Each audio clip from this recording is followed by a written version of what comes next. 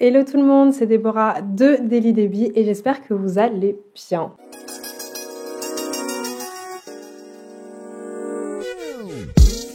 Aujourd'hui, on se retrouve pour une vidéo où je vais essayer de déterminer mes lectures pour cette fin d'année 2022, pour vous expliquer dans les détails le gros du truc, etc., etc.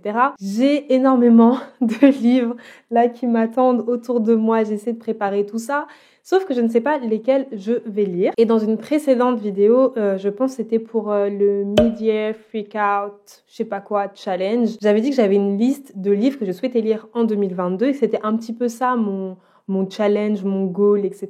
Tout ça pour dire que j'avais pas vraiment d'objectif en termes de chiffres, j'avais pas d'objectif en termes d'origine des auteurs ou ce genre de choses. Moi, j'avais juste préparé ma petite liste de livres et je me suis dit, voilà, d'ici la fin de l'année, ce serait bien que j'ai lu tous ces livres. Le truc, c'est que voilà, il reste un mois. On arrive à la fin de l'année et il y a énormément de livres dans cette liste que je pensais avoir lus d'ici la fin de l'année et en fait, ils ne sont toujours pas lus. Donc, pour déterminer un petit peu les livres que je vais lire, je vais faire le tri dans ma liste de livres qui sont dans ma palle, sur Goodreads et chez moi. Et je vais voir en fait quels sont les livres qui sont le mieux notés et ce seront les livres que je vais lire pour cette fin d'année en espérant que ça me plaise. J'ai quand même quelques règles que je vais respecter pour élaborer cette liste de fin d'année. Déjà, les livres que je vais lire ce mois-ci, ce sont des livres que je possède déjà. Je vais pas commencer à acheter de nouveaux livres alors qu'il y en a plein chez moi. Donc, je me contente des livres que j'ai déjà. Ensuite, j'ai retiré de la liste les livres qui sont pour moi trop longs ou qui sont un peu genre, je sais pas dans l'esprit de Noël. En vrai, j'ai aucun livre dans l'esprit de Noël, mais l'idée, c'est de pas trop déprimer non plus. J'ai retiré Betty, que je veux lire depuis sa sortie, mais en fait, je l'ai toujours pas lu. Et vous remarquerez, petite anecdote, que j'ai la couverture qui n'est pas pailletée, ce qui m'a un peu fait pleurer, ou en tout cas lâcher une larme, je vais pas vous mentir, quand je l'ai reçu. Parce que je l'ai acheté d'occasion, et en fait, j'ai cliqué, et c'était le livre pailleté, je l'ai reçu, il y avait pas de paillettes. Ensuite, j'ai retiré de la liste Rends-moi forte de Nicole Denise Benn. Encore une fois, c'est une brique. Et j'en ai assez de lire des briques en fin 2022, donc celui-ci aussi, on va le laisser de côté. Pour rester dans les briques, j'ai un livre que j'ai reçu pour la rentrée littéraire qui est La leçon du mal de Yusuke Kishi. Donc là, pareil, c'est un livre qui me semble super bien. J'en ai parlé dans ma vidéo qui concerne la rentrée littéraire. Donc si vous voulez savoir un peu de quoi ça parle, allez directement voir la vidéo, puis revenez ici. Mais pareil, voilà, c'est beaucoup trop long. En plus, c'est écrit en tout petit. Donc non. Ça sera pour 2023 également. Et ensuite, un livre qui est tout petit, mais que je veux pas lire en décembre, parce que voilà, ça traite de deuil, etc. Et c'est pas trop mon mood actuel. C'est Notes sur le chagrin qu'on m'avait offert l'année dernière, fin d'année dernière, il me semble. Ça parle du décès de son père ou de sa mère, je sais plus. Et bref, on est en décembre, j'ai pas envie de lire quelque chose d'aussi ancré dans le réel, mais vous allez voir que mes autres livres, ils sont pas plus joyeux, donc bon, ça n'a pas trop de sens. Comprendra qui pourra écouter. Et ensuite, dernière chose, ce n'est pas une règle, mais c'est plus quelque chose qu'il est bon de savoir, c'est une note, voilà.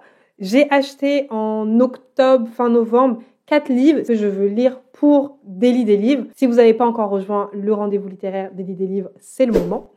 Mais, comme je disais, j'ai pris 4 livres pour Daily des livres. Donc, j'ai pris 2 non-fiction, Hunger de Roxane Gay et Beauté fatale de Mona Chollet. Et ensuite, j'ai 2 fictions qui sont Les voleurs de beauté de Pascal Bruckner et Autant de l'innocence de Edith Wharton. Alors, je ne vais pas vous donner le thème, je vous ai déjà donné les 4 livres que je vais lire en décembre. Je ne vais pas en plus vous donner le thème de Daily des livres. Si vous avez deviné, tant mieux. Sinon, c'est un teasing. Il va falloir patienter d'ici la fin du mois de décembre, début janvier. Bref, voilà les 3 choses qu'il faut savoir. J'ai déjà 4 livres dans ma palle. J'ai mis de côté les livres que je n'avais pas achetés et les 4 livres que je vous ai montrés tout à l'heure. Et maintenant, on va voir un petit peu les livres qui sont encore dans ma palle et que j'hésite à lire pour le mois de décembre. Avant de commencer la vidéo, comme d'hab, n'oubliez pas de liker la vidéo ou de vous abonner à la chaîne si ce n'est pas encore fait. Sur ce, prenez votre thé, votre café ou un truc à grignoter et on y va.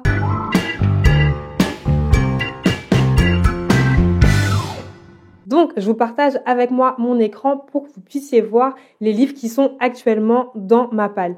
J'ai fait une palle spéciale fin d'année. Dedans, du coup, il y a 13 livres. C'est sûr que je vais pas lire 13 livres plus les 4 livres qui sont là, donc il faut bien faire des choix. Ce que je vais faire, c'est que je vais trier ma palle de la fin de l'année et je vais faire un tri sur les meilleures notes que Goodreads a attribuées aux livres qui sont dans ma palle. Et je vais sûrement, je pense, lire les livres qui sont dans le top du top en espérant que ce soit des 5 étoiles. Et on verra ce que ça donne. Ça se trouve, ce sera pas des 5 étoiles. Et d'ici le mois de janvier, vous allez me voir pleurer en disant « Ouais, ma fin d'année est trop nulle, etc. J'ai lu que des vieux livres. » Juste pour faire un petit tour d'horizon sur ce qu'il y a dans ma palle actuellement, il y a des livres qui sont en VO. Donc, par exemple, on a Small Pleasures. J'ai également un autre livre, je crois, 7 Days in June et Queenie. Et après, j'ai également des livres de la rentrée littéraire qu'on m'a envoyé ou des livres que j'ai ajoutés en 2021 et à lire en 2022. Typiquement, La rue Casse-Nez, c'est un livre que j'ai ajouté dans ma palle fin 2021 parce qu'on me l'a offert. Enfin, je l'ai gagné à un concours, le concours d'Armand, donc littérature autrement. Si vous voyez pas ce que je veux dire, allez voir la vidéo sur les blogueurs littéraires à suivre et vous verrez tout de suite de qui je parle. J'avais également Filles et Filles de la mer. Justement, on me les a offerts parce que j'en avais tellement parlé qu'on m'a dit ferme-la et tiens tes livres, et finalement, fin 2022, je n'étais toujours pas lu. J'ai également un livre qui a beaucoup fait parler à sa sortie, je crois qu'il est sorti en juillet, The Other Black Girl. Tout le monde en a parlé. Au début, je voulais absolument pas le lire parce que j'avais vu les retours des lecteurs américains, anglophones, etc. Et ils n'avaient pas du tout apprécié le livre. Et en France, je sais pas pourquoi, ils l'ont dit, vas-y, venez, on va le traduire et tout, on va le publier en France. Déjà, ça m'avait surprise, mais je me suis dit, vas-y et tout. Il n'y avait pas eu beaucoup de retours positifs, donc je vais pas le lire. Et en fait, quand c'est sorti en France, il y a énormément de personnes qui l'ont lu et les avis étaient assez mitigés. Donc, ça a éveillé ma curiosité. Moi, j'aime bien les livres qui créent en fait de la discussion, etc. J'avais même dit que j'allais en faire une lecture commune. Voilà. Pas trop m'écouter des fois. Hein. Je dis, je fais une lecture commune, mais vous savez pas quand va arriver la lecture commune. Maintenant que vous avez vu un petit peu ce qu'il y a dans ma palle et que moi-même je redécouvre un petit peu ma palle, je vais la trier selon les notes moyennes. Donc c'est la colonne qui est ici, average rating. Donc normalement ça va trier de la meilleure note jusqu'à la pire note. Ça a fait le contraire. Et du coup je vois qu'un livre que je veux grave lire, il est noté 3 sur 20. Ça me fait mal au cœur. Alors du coup, le top 1, Filles de la mer, La prophétie des sœurs serpents. On en a beaucoup parlé, La prophétie des sœurs serpents. J'avais vu le vlog de Laurie dessus qui avait beaucoup apprécié. Donc, je suis contente qu'il fasse partie du top. Ensuite, on a Filles, 7 Days in June. Laurie avait dit qu'elle avait pas aimé. J'ai bien ma seule référence sur Booktube et sur Booksta, c'est Laurie. Et ensuite, on a Citoyens de seconde zone. Clairement, je vais pas lire les 5, c'est sûr, j'en ai déjà 4. Donc, on va se concentrer sur Filles de la mer et La prophétie des sœurs. Ce que je vais faire, je vais voir genre 2 avis positifs et 2 avis négatifs, voir un peu à quoi je peux m'attendre, si c'est vraiment une lecture qui va me plaire, etc.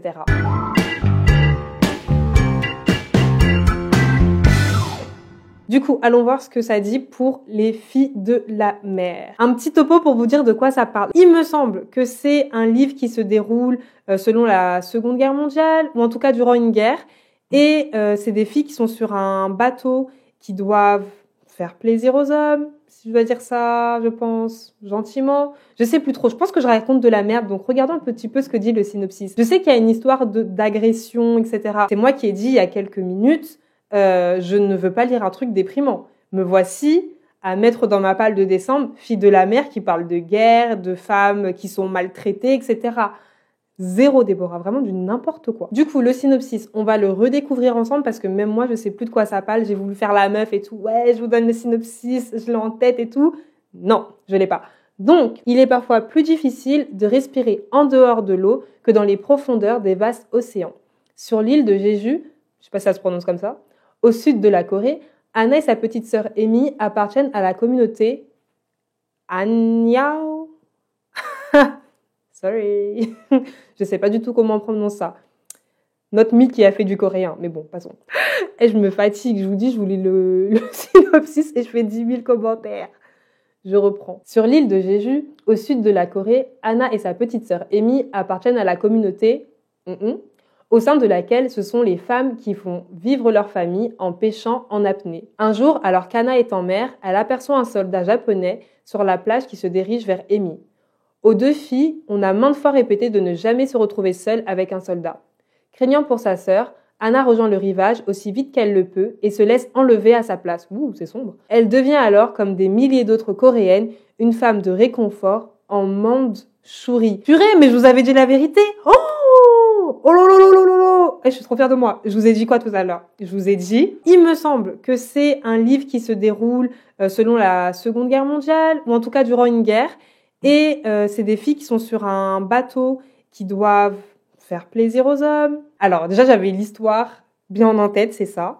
Donc maintenant, allons voir les commentaires. Il faut que je trouve des commentaires positifs et des commentaires négatifs pour voir un petit peu si c'est un truc qui est dans ma vibe.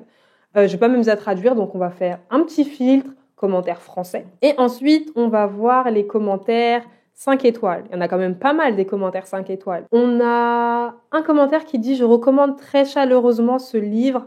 Il ouvre les yeux sur la cruauté humaine. » Vous savez, c'est mon délire, la cruauté humaine. Pas genre j'aime faire du mal aux gens. Mais bon, si t'es là, tu sais que, voilà, je lis beaucoup avec des trigger warnings. Donc, tu n'es pas surpris que je dise la cruauté humaine, c'est mon délire. Lecture excessivement difficile, mais nécessaire sur les femmes de réconfort. Vous voyez, tout à l'heure, j'ai dit, non, j'ai pas dit réconfort, j'ai dit un autre mot. Femme qui fait plaisir.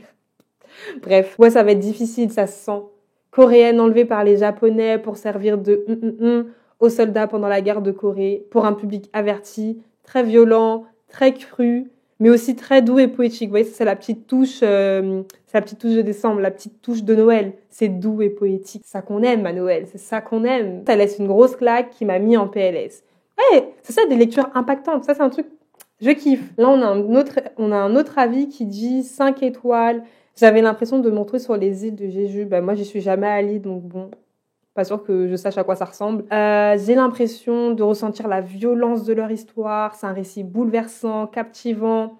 On peut pas s'en décrocher. Franchement, même si c'est un truc qui est violent et que je pense qu'en décembre, on veut pas trop un truc violent, on veut plus un petit truc gnangnan, le fait que ce soit un livre, enfin, je sais pas comment dire, mais là, j'ai besoin d'un livre duquel je peux pas me décrocher, un livre que je lis vraiment, voilà, en tournant les pages sans m'arrêter. J'ai besoin de ça parce que vraiment, Métro 2033, là, ça m'a mis HS. Et ensuite, j'ai enchaîné sur l'incivilité des fantômes.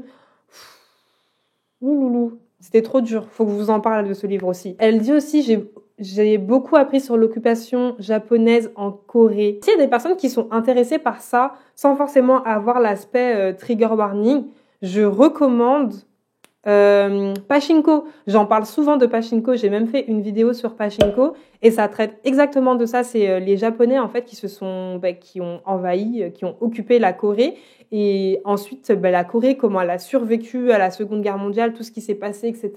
C'était super intéressant et tu suis une famille sur plusieurs générations.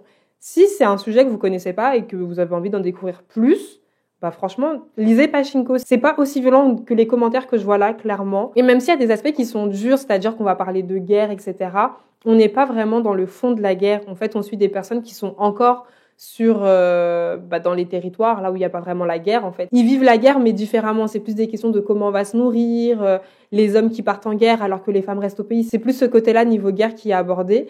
Donc, c'est pas aussi violent, je pense, que les filles de la mer. Bref, on continue.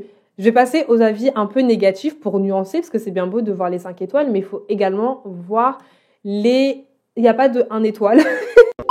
Alors, je voulais aller voir les 2 étoiles, mais en fait, il n'y a pas de 2 étoiles en français. Et je vais toujours pas lire les 2 étoiles en anglais. Genre, mon cerveau, là, les gars, il est 20h43, je vais clairement pas faire de la traduction dans ma tête et parler à haute voix. Donc, allons voir les 3 étoiles. 3 étoiles, c'est quand même beaucoup déjà. Moi, 3 étoiles, c'est une note que je mets beaucoup. Il n'y a pas non plus de 3 étoiles en français. Oh putain, ça fout les nerfs. Ça fout les nerfs. Donc, je vais devoir faire une petite gymnastique. Oh là là. Ah, c'est pas sympa. Je vais pas en faire 10 000. J'en fais 2. Allez, 3 peut-être. On verra. Alors, qu'est-ce qu'elle nous dit ici? Pitié, c'est pas très... Oh putain. Au moins, les Français, ils sont concis. Alors, la personne a dit, ouais, il faut raconter l'histoire, etc. C'était bien raconté, mais il y a un gros mais. Elle, ce qui l'a dérangé, c'est le fait qu'il y ait le point de vue d'une des sœurs qui soit assez ennuyant. Alors attendez, pause. Est-ce que toi aussi, tu galères toujours à savoir si tu dois dire ennuyeux ou ennuyant. Le nombre de fois dans l'année où je tape sur Google ennuyeux versus ennuyant, quelle est la différence? Et je me dis, ok Déborah, tu vas retenir la définition, tu sais lequel il faut utiliser, et puis je dois l'utiliser et je retourne encore sur Google pour savoir lequel utiliser. Donc vu que j'ai envie d'être une personne qui ne raconte pas de la merde sur YouTube, je suis désolée, mais grosse pause, on va ouvrir Google et on va regarder s'il faut dire ennuyeux ou ennuyant. C'est ennuyeux ou c'est ennuyant? Ne faites plus la faute. On va voir ce que nous dit le Figaro. Et là, c'est un article payant, on peut pas aller plus loin. AJPP. Conclusion, voilà, on va pas tout lire. Conclusion. L'adjectif ennuyant induit un sentiment transitoire, tandis que le terme ennuyeux sous-entend une constance dans le tracas et l'embarras. Ainsi que l'observe le dictionnaire Littré, l'homme ennuyant est celui qui ennuie par occasion, cela est accidentel. L'homme ennuyeux est celui qui ennuie toujours, cela est inhérent. Je suis désolée, mais c'est un peu drôle. Un homme ennuyant peut n'être aucunement ennuyeux. Donc je pense qu'il faut dire c'est ennuyant. Ouais, mais elle, la sœur, elle était tout le temps... C'était inhérent à son point de vue. Je raconte de la merde. Bref, on revient au livre. Du coup, la sœur... J'ai oublié. Du coup, la sœur, elle a pas un point de vue très intéressant. Vous voyez? En fait, j'ai l'impression que ce qui dérange la fille, enfin la personne qui a écrit La vie, c'est que elle s'attendait à ce que le récit soit vraiment très dur, que ça l'impacte, etc. Alors que j'ai l'impression que le sujet est déjà dur en fait. Pas besoin d'être beaucoup dans la description et des retours que j'ai eus. Je me souviens d'avoir parlé avec Laura et elle me disait mais qu'il était vraiment dur à lire. Donc je comprends pas trop son avis sur le côté qu'il n'y avait pas assez de scènes fortes, etc., qu'elle aurait voulu ressentir plus de choses et tout. Après, je ne l'ai pas encore lu, ça se trouve, je serais du même avis qu'elle. Et après, elle a dit que la fin était nulle. Aïe, aïe, aïe. Les fins, il faut que ce soit le plus percutant, sinon tu n'as pas le livre en tête. Donc ça, c'est le premier avis. On va faire vraiment que 2 avis parce que rien que ma pause sur ennuyeux, ennuyant, ça a mis genre 5 minutes. Donc, juste 2 avis. Alors, c'est une personne qui l'a lu en audiobook. Elle avait du mal avec les voix, en fait, des personnes. Et pareil, mais vous voyez le truc de la sœur, là, que Amy, son personnage n'est pas assez développé, n'est pas assez profond et tout. C'est quelque chose qui a l'air de déranger. En tout cas, c'est la 2e personne que ça dérange. Et pareil, apparemment, la fin, elle a été un petit peu déçue. J'espère que ça va pas trop me déranger. Mais bon, moi, si l'histoire, elle est un petit peu sympathique, etc., que ça se lit vite, je serais pas regardante sur la fin, j'avoue.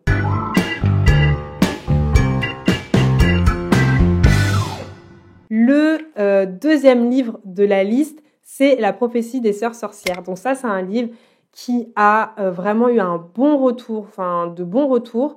Et je vois qu'il est noté 4,23, donc ça veut dire qu'il y a énormément de personnes, pareil, qui l'ont mis 5 étoiles ou 4 étoiles. Donc, le synopsis. Une très ancienne prophétie commande d'envoyer une enfant élue.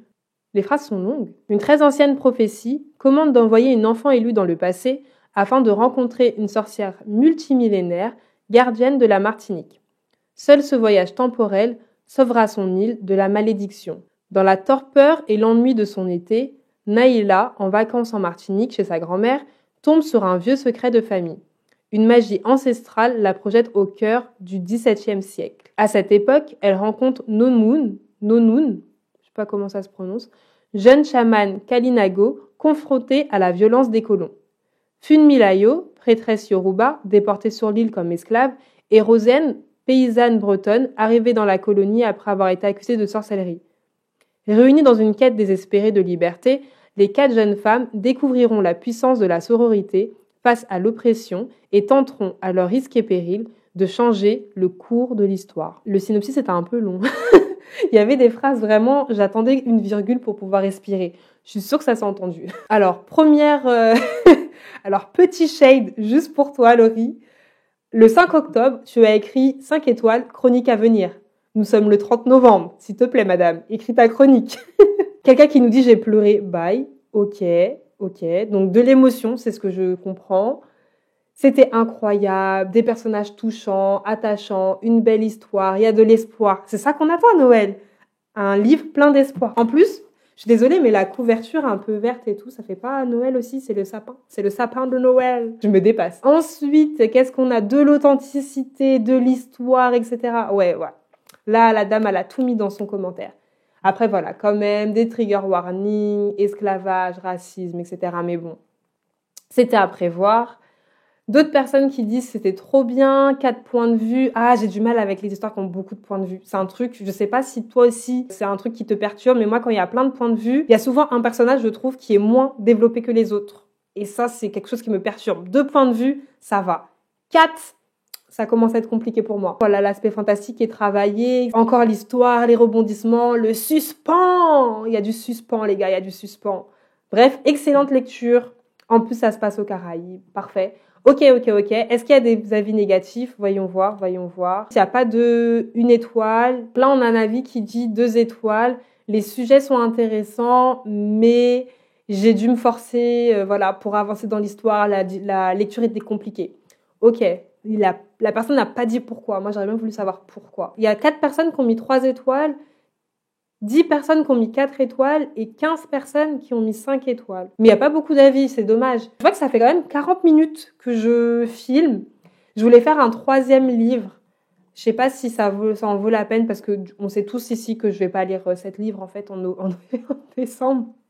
Mais je pense que si je lis Les filles de la mer et La prophétie des sœurs serpents, c'est déjà pas mal. Après, je vois, il y a Filles aussi, il y a Filles. Mais Filles, il est mieux noté que La prophétie des sœurs serpents. Filles, il est noté 4,25 alors que La prophétie des serpents, c'est noté 4,23. Je vais aller voir ce que ça donne pour Filles du coup.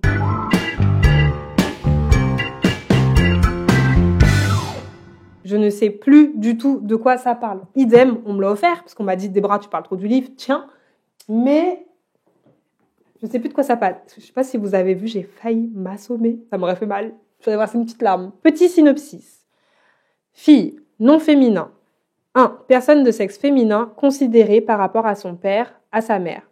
2. Enfant de sexe féminin. 3. Vieilli, femme non mariée. 4. Prostituée. Laurence Baraquet grandit avec sa sœur dans les années 60 à Rouen. Vous avez des enfants? Demande-t-on à son père. Non, j'ai 2 filles, répond-il. Naître garçon aurait sans doute facilité les choses.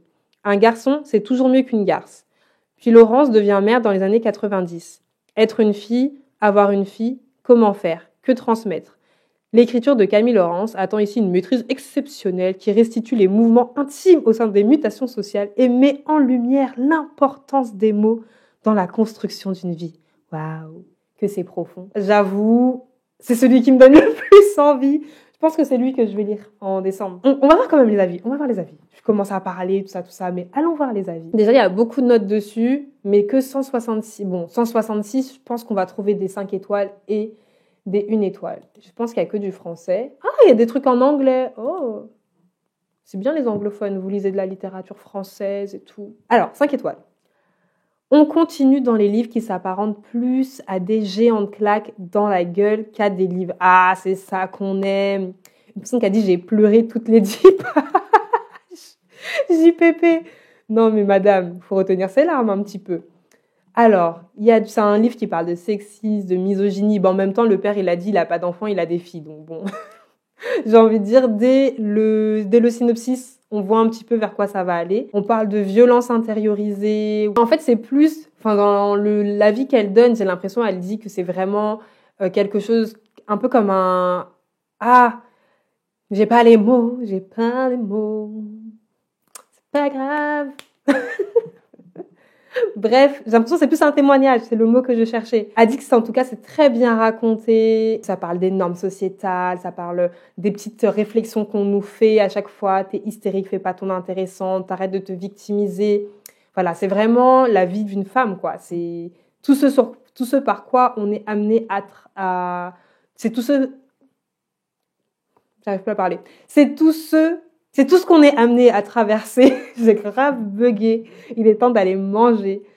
Ensuite, on a récit multigénérationnel. Oh, franchement, j'aime trop les choses, les livres, les intrigues où on passe d'une génération à une autre. Et justement, là, je lis un autre livre qui est dans ma palle 2022, Le pays des autres. Et c'est une chronique familiale et j'adore ça. Là, on est avec la mère. Là, maintenant, on est avec la fille. Oh, j'adore.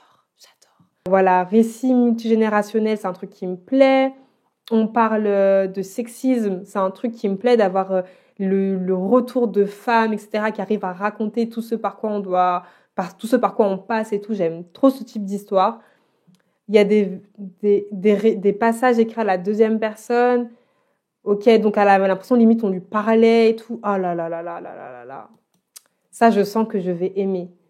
Je sens que je vais aimer.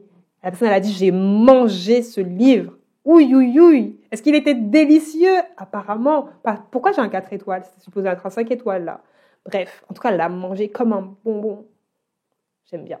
Ok. Ensuite, passons aux 1 étoile, aux 2 étoiles, etc. Déjà, est-ce qu'il y en a? Alors, 1 étoile, il y a 11 1 étoile. Oh, je n'ai lu que quelques pages, mais je suis pas rentrée dedans. Mais moi, j'aime bien quand les gens me disent pourquoi ils ont pas rentré dedans. C'était lourd. Ok, d'accord. La personne a trouvé que c'était lourd. Peut-être elle était pas dans le mood aussi, la personne. Première partie du livre, sous le choc, effarée, etc. Deuxième partie, choquée, mais on s'habitue aux horreurs. Ok, donc en fait, c'est un peu de la redite, quoi. On voit toujours la même chose, on dit toujours la même chose. Peut-être que le livre n'avance pas assez. Peut-être qu'elle n'a pas réussi à avoir au-delà des petites scènes que le personnage principal traversait. Je sais pas. J'ai pas vraiment compris le but de cette lecture, à part me choquer. Peut-être que c'était l'objectif. Qu'est-ce qu'on a encore? Parce que là, il n'y a pas grand-chose quand même, disons la vérité. On va avoir les 2 étoiles. Alors, une personne qui avait beaucoup d'attentes, mais malheureusement, il y avait une prose lourde, un récit artificiel. Ok, ça reprend un peu ce que disait la personne de 1 étoile, que en fait, on arrivait à un moment où ça devenait redondant, passer le moment où elle était choquée de ce qu'elle lisait, etc. Et des petites scènes où tu te dis, purée, voilà par quoi on passe quand on est enfant, quoi. Peut-être c'est ça, on va avoir un 3e avis. Années 60, l'histoire d'une jeune fille qui est malheureusement aux prises avec tous les aléas dont les féministes, ont fait leurs chevaux de bataille. Un être exemplaire, si on veut, bien que cela puisse être instructif. Je trouve que le sujet a longuement été décrit, écrit et débattu auparavant et n'apporte pas beaucoup plus à ce que l'on a lu. Ah, mais ça, je trouve que c'est trop un sujet, en fait. Parce que c'est vrai qu'on arrive à un moment, et je voulais faire une vidéo sur ça, mais pas sur le sujet du féminisme, mais plus sur le young adulte de manière générale, où on arrive à un stade où j'ai l'impression que tout a été dit, que tout a été créé, tout a été fait, tout a été imaginé, et qu'on n'arrive pas à se renouveler sur la façon dont on raconte des histoires. Après, je suis pas autrice, tu vois, je vais pas me mettre dans la tête des gens, je sais pas à quel point c'est compliqué. Des fois même moi, écrire des chroniques, ça me fatigue le cerveau. Mais je peux comprendre l'avis de cette personne qui dit, en fait, il y a un moment, il y a plus rien à raconter, quoi. C'est bon, on sait. Voilà, elle dit qu'il y a des phrases qui sont quand même dignes de mention, il y a des jeux de mots, voilà, qui peuvent émouvoir, etc. Non, c'est pas ce qu'elle a dit. J'ai l'impression que ça implique un peu sa phrase. Elle a dit, il y a des phrases dignes de mention et des jeux de mots pour ceux qui s'émeuvent de la neurolinguistique. Ça, on est d'accord que ça implique. On est d'accord ou pas? C'est-à-dire, en gros, ouais, si t'aimes les belles phrases, tout ça, maybe, tu seras ému. Mais bon, si t'es là pour l'histoire, bon, passe à droite. C'est comme ça que je lis sa phrase, c'est un petit pic. Si on le regarde comme le reflet d'une époque, on peut dire que le rythme est bien servi, mais qu'après avoir été éprouvée, la pauvre fille qui a quand même une bonne autocritique continue à s'enliser dans des relations toxiques. C'est navrant, il y a des relations toxiques. J'avoue, j'aime ça. Pas les relations toxiques dans ma vie, tu vois, mais les relations toxiques, les lire, j'aime trop ça.